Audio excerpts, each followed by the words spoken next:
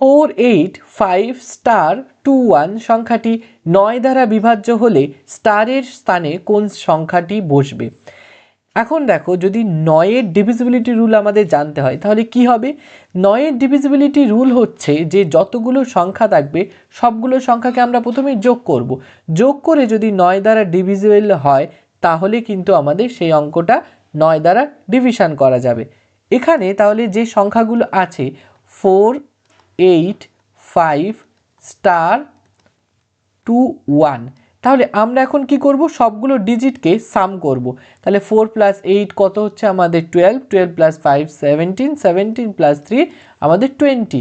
এখন 20-র সাথে এমন কোনো নাম্বার, মানে এই স্টারকে যোগ করতে হবে, করলে 7 দিয়ে ডিভিশন হলে 20-র সাথে আমরা যদি 7 বসাই তাহলে কি হচ্ছে, এখানে 7 20 + 7 হচ্ছে আমাদের 27, আর সেটা 9 দিয়ে আমাদের ডিভিশন হচ্ছে। তাহলে অপশান বি হবে কিন্তু আমাদের কারেক্ট আনসার।